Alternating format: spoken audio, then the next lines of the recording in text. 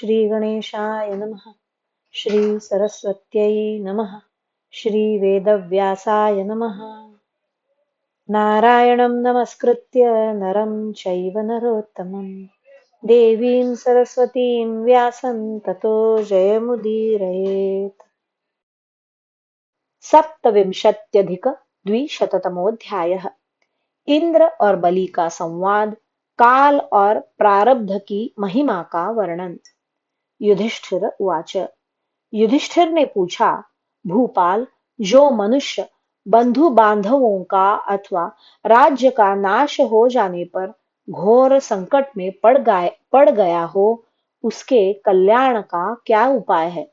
भरत श्रेष्ठ, इस संसार में आप ही हमारे लिए सबसे श्रेष्ठ वक्ता है, इसलिए यह बात आपसे ही पूछता हूँ। आप यह सब मुझे बताने की कृपा करें। भीष्म उवाच। भीष्म जी ने कहा, राजा युधिष्ठिर, जिसके स्त्री पुत्र मर गए हो, सुख छिन गया हो अथवा धन नष्ट हो गया हो, और इन कारणों से जो कठिन विपत्ति में फंस गया हो, उसका तो धैर्य धारण करने में ही कल्याण है। जो धैर्य से युक्त है, उस सत्पुरुष का शरीर चिंता के कारण नष्ट नहीं होता। शोकहीनता सुख और उत्तम आरोग्य का उत्पादन करती है। शरीर के निरोग होने से मनुष्य फिर धन संपत्ति का उपार्जन कर लेता है। तात, जो बुद्धिमान मनुष्य सदा सात्विक वृत्ति का सहारा लिए रहता है, उसी को ऐश्वर्य और धैर्य की प्राप्ति होती है तथा वही संपूर्ण कर्मों में उद्योगशील होता है। युधिष्ठिर, इस विषय में पुनः बलि और इंद्र के संवाद रूप इस प्राचीन इतिहास का उदाहरण दिया जाता है। पूर्व काल में जब दैत्यों और दानवों का संहार करने वाला देवासुर संग्राम समाप्त हो गया, वामन रूपधारी भगवान विष्णु ने अपने पैरों से तीनों लोकों को नाप लिया और 100 यज्ञों का अनुष्ठान करने वाले इंद्र जब देवताओं के राजा हो गए, तब देवताओं की सब ओर आराधना होने लगी। चारों वर्णों के लोग अपने अपने धर्म में स्थित रहने लगे। तीनों लोकों का अभ्युदय होने लगा और सबको सुखी देखकर स्वयंभू ब्रह्मा जी अत्यंत प्रसन्न रहने लगे। उन्हीं दिनों की बात है। देवराज इंद्र अपने ऐरावत नामक गजराज पर, जो 4 सुंदर दांतों से सुशोभित और दिव्य शोभा से संपन्न था, आरूढ़ हो तीनों लोकों में भ्रमण करने के लिए निकले। उस समय त्रिलोकीनाथ इंद्र, रुद्र, वसु, आदित्य, अश्विनी कुमार, ऋषिगण, गंधर्व, नाग, सिद्ध तथा विद्याधरों आदि से घिरे हुए थे। घूमते घूमते वे किसी समय समुद्र तट पर जा पहुंचे। वहां किसी पर्वत की गुफा में उन्हें विरोचन कुमार बलि दिखाई दिए। उन्हें देखते ही इंद्र हाथ में वज्र लिए उनके पास जा पहुंचे। देवताओं से घिरे हुए देवराज इंद्र को ऐरावत की पीठ पर बैठे देख दैत्यराज बलि के मन में तनिक भी शोक या व्यथा नहीं हुई। उन्हें निर्भय और निर्विकार होकर खड़ा देख श्रेष्ठ गजराज पर चढ़े हुए शतक्रतु इंद्र ने उनसे इस प्रकार कहा, दैत्य, तुम्हें अपने शत्रु की समृद्धि देखकर व्यथा क्यों नहीं होती? क्या शौर्य से अथवा बड़े बूढ़ों की सेवा करने से या तपस्या से अंतःकरण शुद्ध हो जाने के कारण तुम्हें शोक नहीं होता है? साधारण पुरुष के लिए तो यह धैर्य सर्वथा परम दुष्कर है। विरोचन कुमार, तुम शत्रुओं के वश में पड़े और उत्तम स्थान यानी राज्य से भ्रष्ट हुए। इस प्रकार शोचनीय दशा में पड़कर भी तुम किस बल का सहारा लेकर शोक नहीं करते हो? तुमने अपने जाति भाइयों में सबसे श्रेष्ठ स्थान प्राप्त किया था और परम उत्तम महान भोगों पर अधिकार जमा रखा था, किंतु इस समय तुम्हारे रत्न और राज्य का अपहरण हो गया है, तो भी बताओ तुम्हें शोक क्यों नहीं होता है? पहले तो तुम अपने बाप दादाओं के राज्य पर बैठकर तीनों लोकों के ईश्वर बने हुए थे। अब उस राज्य को शत्रुओं ने छीन लिया, यह देखकर भी तुम्हें शोक क्यों नहीं होता है? तुम्हें वरुण के पाश से बांधा गया, वज्र से घायल किया गया तथा तुम्हारी स्त्री और धन का भी अपहरण कर लिया गया। फिर भी बोलो, तुम्हें शोक कैसे नहीं होता है? तुम्हारी राजलक्ष्मी नष्ट हो गई, तुम अपने धन वैभव से हाथ धो बैठे, इतने पर भी जो तुम्हें शोक नहीं होता है, यह दूसरों के लिए बड़ा कठिन है। तीनों लोकों का राज्य नष्ट हो जाने पर भी तुम्हारे सिवा दूसरा कौन जीवित रहने के लिए उत्साह दिखा सकता है? ये तथा और भी बहुत सी कठोर बातें सुनाकर इंद्र ने बलि का तिरस्कार किया। विरोचन कुमार बलि ने वे सारी बातें बड़े आनंद से सुन ली और मन में तनिक भी घबराहट न लाकर उन्हें इस प्रकार उत्तर दिया। बलिरुवाच, बलि ने कहा, इंद्र, जब मैं शत्रुओं अथवा काल के द्वारा भली भांति बंदी बना लिया गया हूं, तब मेरे सामने इस प्रकार बढ़ बढ़कर बातें बनाने से तुम्हें क्या लाभ होगा? पुरंदर, मैं देखता हूं आज तुम वज्र उठाए मेरे सामने खड़े हो, किंतु पहले तुम में ऐसा करने की शक्ति नहीं थी। अब किसी तरह शक्ति आ गई है।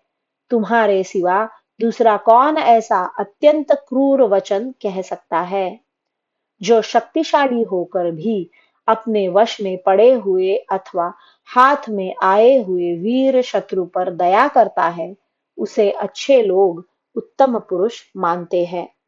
जब दो व्यक्तियों में विवाद एवं युद्ध छिड़ जाता है, तब किसकी जीत होगी, इसका कोई निश्चय नहीं रहता है।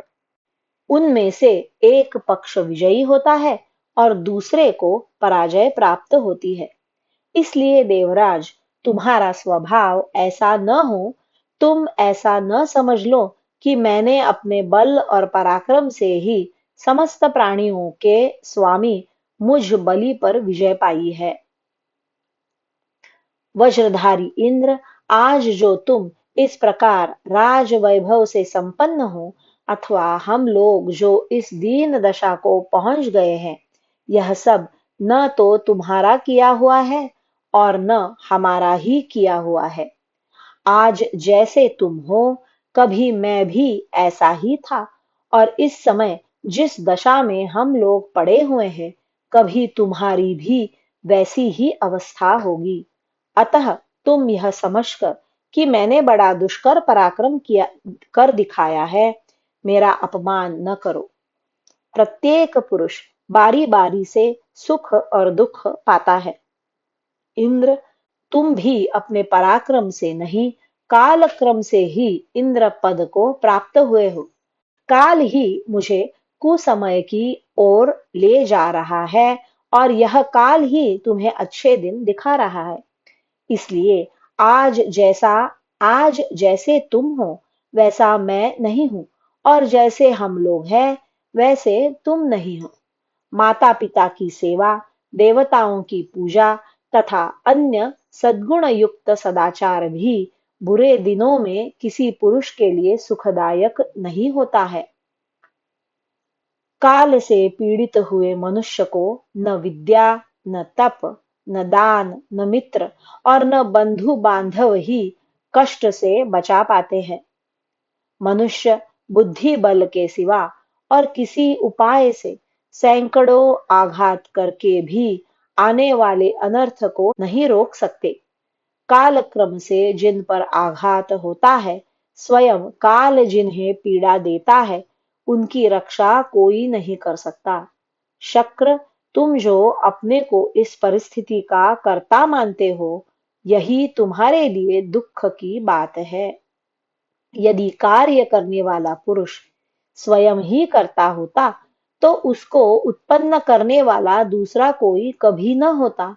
वह दूसरे के द्वारा उत्पन्न किया जाता है, इसलिए काल के सिवा दूसरा कोई कर्ता नहीं है। काल की सहायता पाकर मैंने तुम पर विजय पाई थी, और काल के ही सहयोग से अब तुमने मुझे पराजित कर दिया है।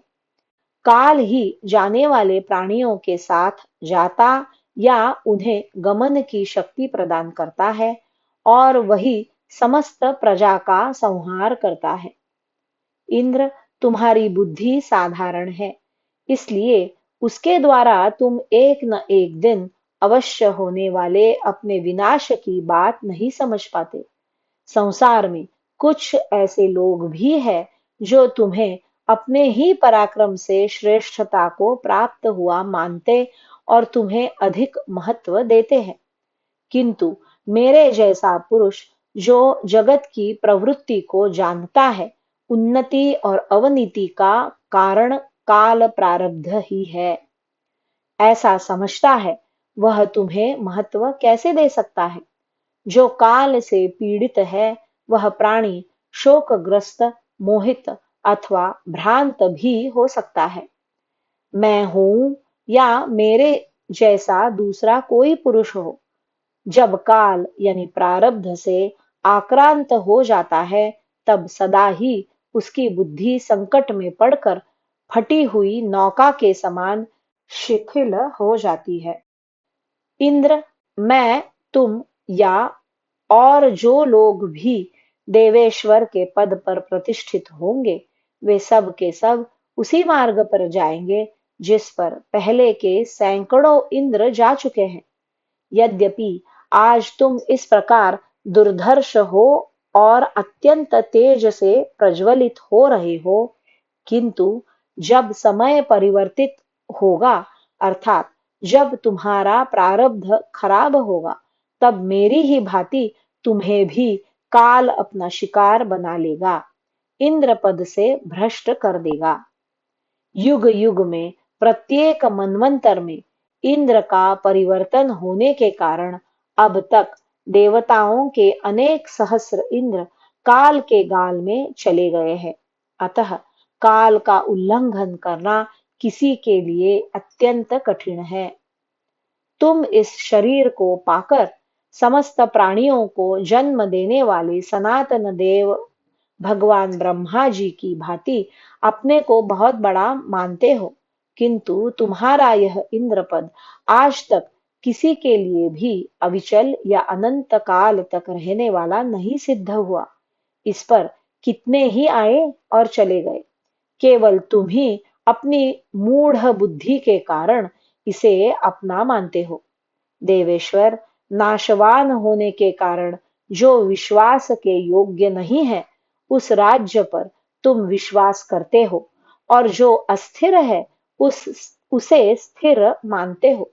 किंतु इसमें कोई आश्चर्य की बात नहीं है, क्योंकि काल ने जिसके हृदय पर अधिकार कर लिया हो, वह सदा ऐसी ही विपरीत भावना से भावित होता है। तुम मोहवश जिस राजलक्ष्मी को यह मेरी है ऐसा समझकर पाना चाहते हो, वह न तुम्हारी है, न हमारी, और न दूसरों की ही है। वह किसी के पास भी सदा स्थिर नहीं रहती। वासव, यह चंचला राजलक्ष्मी दूसरे बहुत से राजाओं को लांघ कर इस समय तुम्हारे पास आई है, और कुछ काल तक तुम्हारे यहाँ ठहर कर फिर उसी तरह दूसरे के पास चली जाएगी, जैसे गौ जल पीने के स्थान का परित्याग करके चली जाती है। पुरंदर, अब तक इसने जितने राजाओं का परित्याग किया है, उनकी गणना मैं नहीं कर सकता। तुम्हारे बाद भी बहुत से नरेश इसके अधिकारी होंगे। जिन लोगों ने पहले वृक्ष, औषधि, रत्न, जीव जंतु, वन और खानों सहित इस सारी पृथ्वी का उपभोग किया है, उन सब को मैं इस समय नहीं देखता हूँ।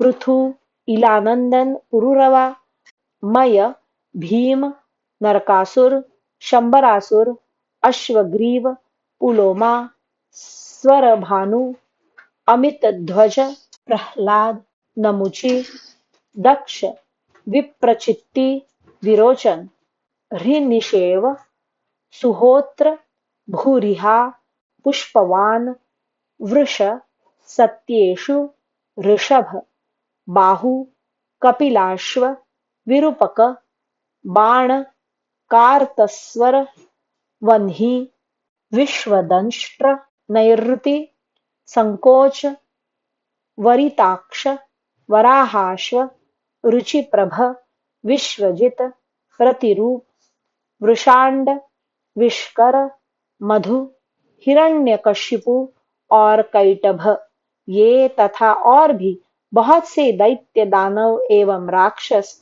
सभी इस पृथ्वी के स्वामी हो चुके हैं। पहले के और बहुत पहले के ये पूर्वोक्त तथा अन्य अनेक दैत्यराज, दानवराज एवं दूसरे दूसरे नरेश, जिनका नाम हम लोग सुनते आ रहे हैं, काल से पीड़ित हो सभी इस पृथ्वी को छोड़कर चले गए, क्योंकि काल ही सबसे बड़ा बलवान है। केवल तुमने ही 100 यज्ञों का अनुष्ठान किया हो, यह बात नहीं है। उन सभी राजाओं ने 100 यज्ञ किए थे। सभी धर्मपरायण थे और सभी निरंतर यज्ञ में संलग्न रहते थे।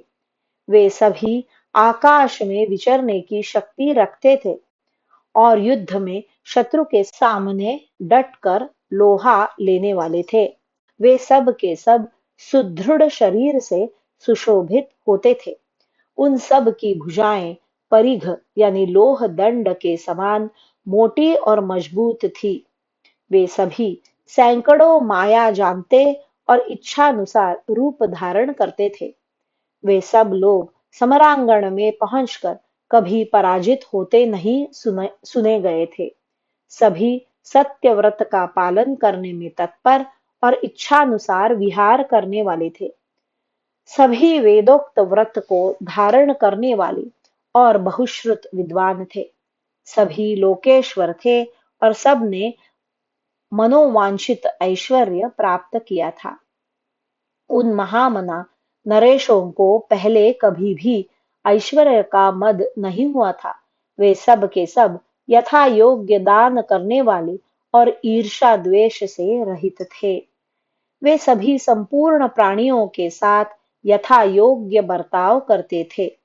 उन सब का जन्म दक्ष कन्याओं के गर्भ से हुआ था और वे सभी महाबलशाली वीर प्रजापति कश्यप की संतान थे। इंद्र, वे सभी नरेश अपने तेज से प्रज्वलित होने वाले और प्रतापी थे, किंतु काल ने उन सब का संहार कर दिया। तुम जब इस पृथ्वी का उपभोग करके पुनः इसे छोड़ोगे, तब अपने शोक को रोकने में समर्थ न हो सकोगे। तुम काम भोग की इच्छा को छोड़ो और राजलक्ष्मी के इस मद को त्याग दो। इस दशा में यदि तुम्हारे राज्य का नाश हो जाए, तो तुम उस शोक को सह सकोगे।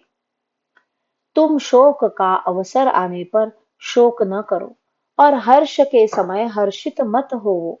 भूत और भविष्य की चिंता छोड़कर वर्तमान काल में जो वस्तु उपलब्ध हो, उसी से जीवन निर्वाह करो। इंद्र, मैं सदा सावधान रहता था, तथापि कभी आलस्य न करने वाले काल का यदि मुझ पर आक्रमण हो गया, तो तुम पर भी शीघ्र ही उस काल का आक्रमण होगा।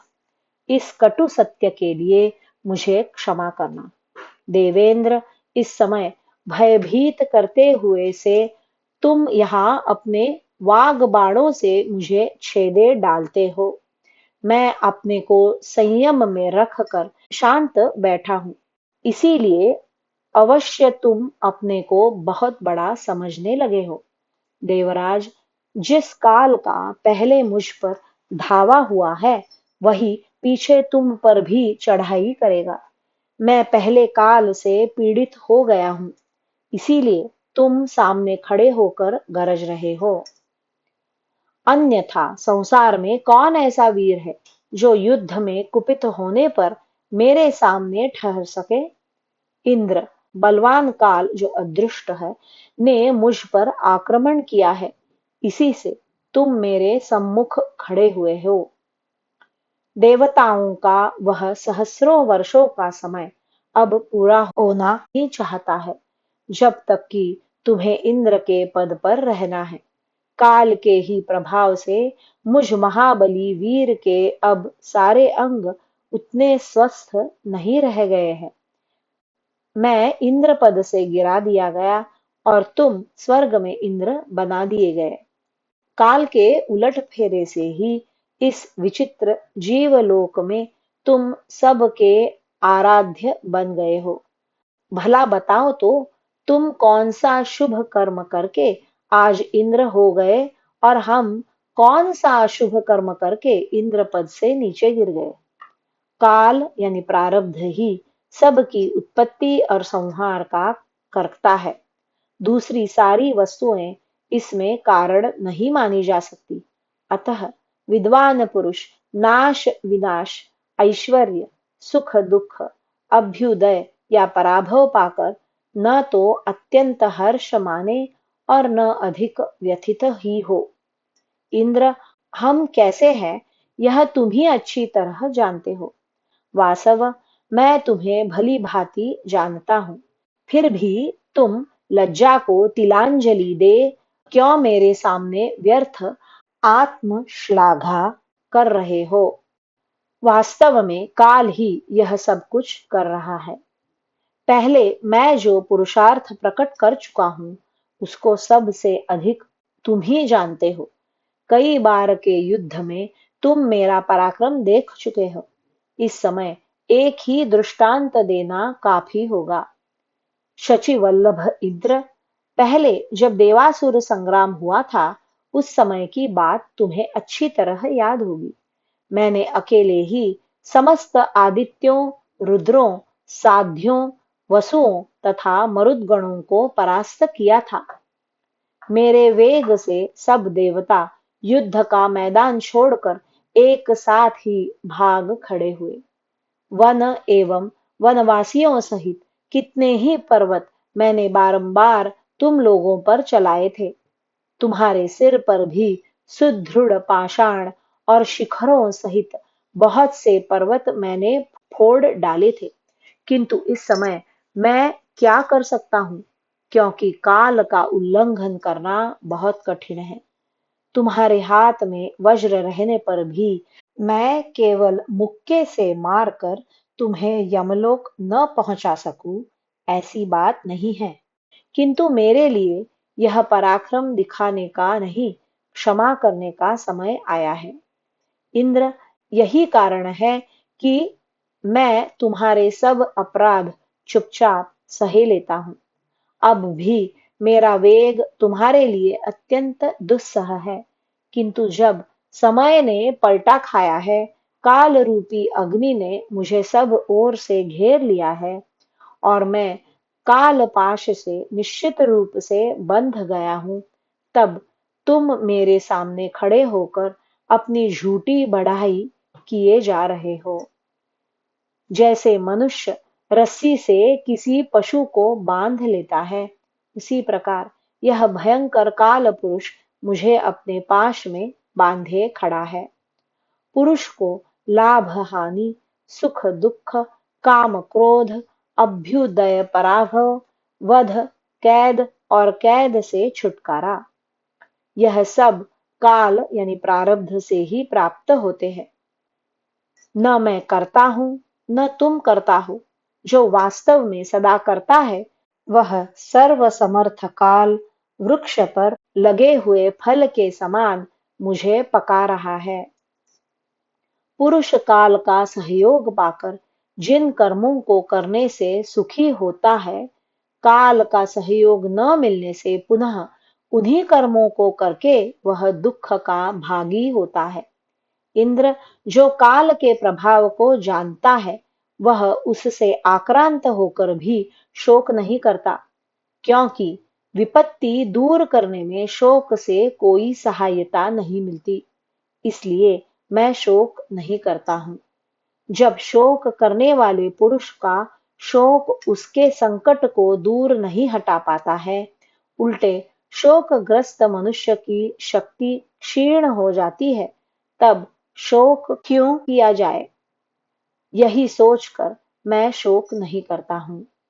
बलि के ऐसा कहने पर सहस्र नेत्रधारी पाकशासन शतक्रतु भगवान इंद्र ने अपने क्रोध को रोककर इस प्रकार कहा, दैत्यराज, मेरे हाथ को वज्र एवं वरुण पाश सहित ऊपर उठा देखकर मारने की इच्छा से आई हुई मृत्यु का भी दिल दहल जाता है।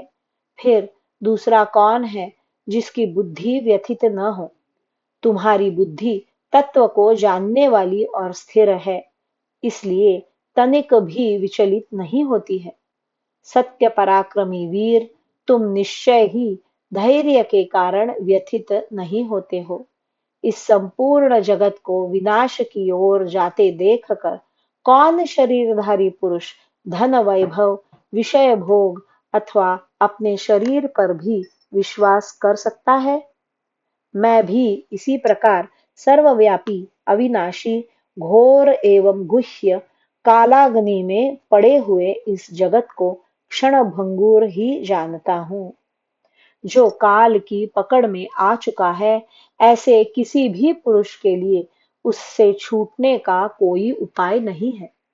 सूक्ष्म से सूक्ष्म और महान भूत भी कालाग्नि में पकाए जा रहे हैं, उनका भी उससे छुटकारा होने वाला नहीं है। काल पर किसी का भी वश नहीं चलता, वह सदा सावधान रहकर संपूर्ण भूतों को पकाता रहता है, वह कभी लौटने वाला नहीं है। ऐसे काल के अधीन हुआ प्राणी उससे छुटकारा नहीं पाता है। देहधारी जीव प्रमाद में पड़कर सोते हैं, किंतु काल सदा सावधान रहकर जागता रहता है। किसी के प्रयत्न से भी काल को पीछे हटाया जा सका हो, ऐसा पहले कभी किसी ने देखा नहीं है।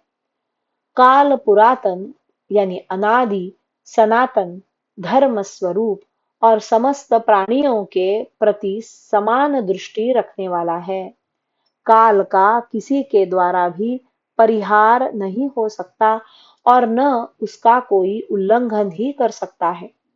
जैसे ऋण देने वाला पुरुष ब्याज का हिसाब जोड़कर ऋण लेने वालों को तंग करता है, उसी प्रकार वह काल दिन रात मास क्षण काष्ठा लव और कला तक का हिसाब लगाकर प्राणियों को पीड़ा देता रहता है।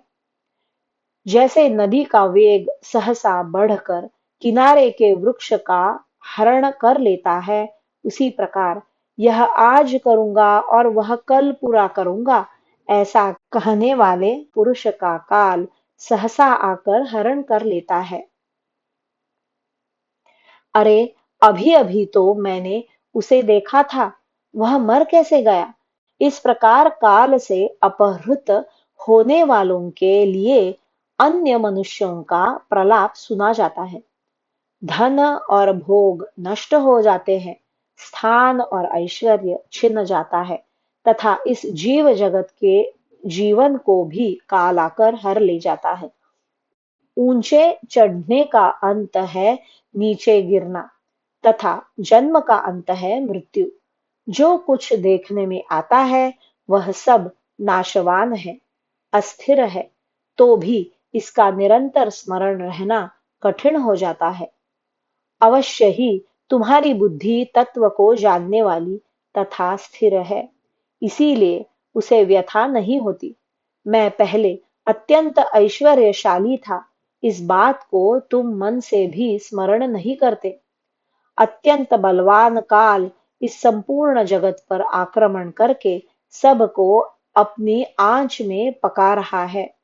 वह इस बात को नहीं देखता है कि कौन छोटा है और कौन बड़ा। सब लोग कालाग्नि में झोंके जा रहे हैं, फिर भी किसी को चेत नहीं होता। लोग ईर्ष्या, अभिमान, लोभ, काम, क्रोध, भय, स्पृहा, मोह और अभिमान में फंसकर अपना विवेक खो बैठे हैं। परंतु तुम विद्वान, ज्ञानी और तपस्वी हो, समस्त पदार्थों के तत्व को जानते हो, काल की लीला और उसके तत्व को समझते हो, संपूर्ण शास्त्रों के ज्ञान में निपुण हो, तत्व के विवेचन में कुशल, मन को वश में रखने वाले तथा ज्ञानी पुरुषों के आदर्श हो।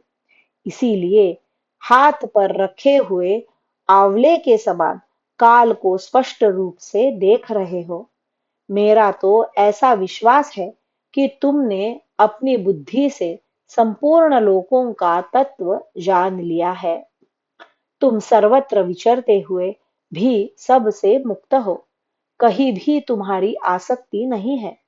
तुमने अपनी इंद्रियों को जीत लिया है, इसलिए रजोगुण और तमोगुण तुम्हारा स्पर्श नहीं कर सकते।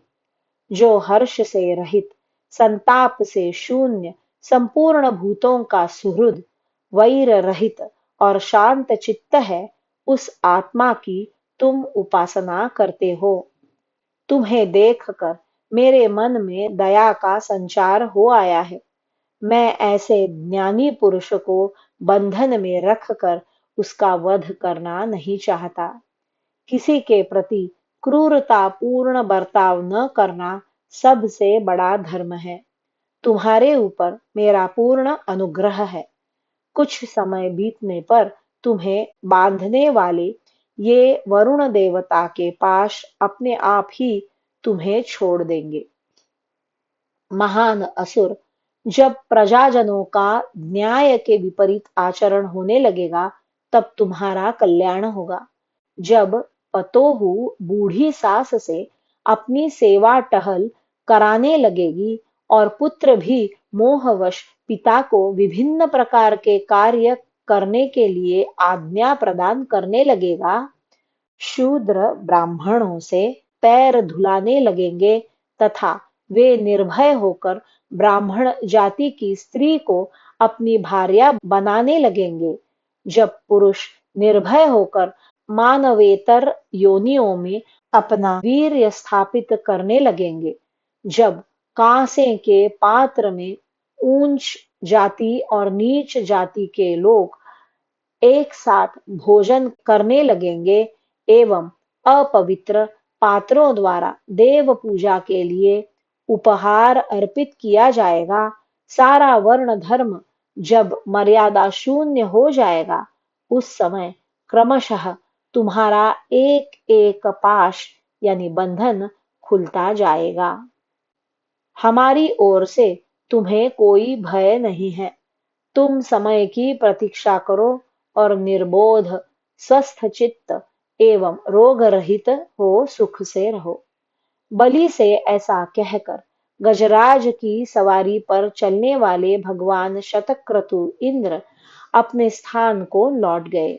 वे समस्त असुरों पर विजय पाकर देवराज के पद पर प्रतिष्ठित हुए थे और एक छत्र सम्राट होकर हर्ष से प्रफुल्लित हो उठे थे। उस समय महर्षियों ने संपूर्ण चराचर जगत के स्वामी इंद्र का भली भांति स्तवन किया। अग्निदेव यज्ञ मंडप में देवताओं के लिए हविष्य वहन करने लगे और देवेश्वर इंद्र भी सेवकों द्वारा अर्पित अमृत पीने लगे। सर्वत्र पहुंचने की शक्ति रखने वाले श्रेष्ठ ब्राह्मणों ने उद्दीप्त, तेजस्वी और क्रोध शून्य हुए देवेश्वर इंद्र की स्तुति की। फिर वे इंद्र शांत चित्त एवं प्रसन्न हो अपने निवास स्थान स्वर्गलोक में जाकर आनंद का अनुभव करने लगे। इस प्रकार श्री महाभारत शांति पर्व के अंतर्गत मोक्ष धर्म पर्व में बलि वासव संवाद विषयक 227वां अध्याय पूरा हुआ। हरि ओम। श्री कृष्णार्पणमस्तु।